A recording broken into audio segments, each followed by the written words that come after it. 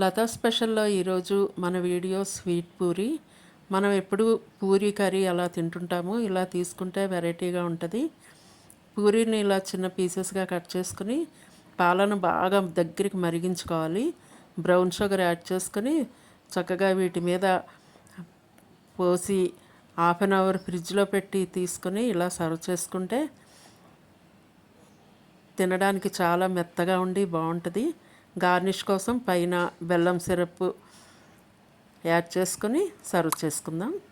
Thank you.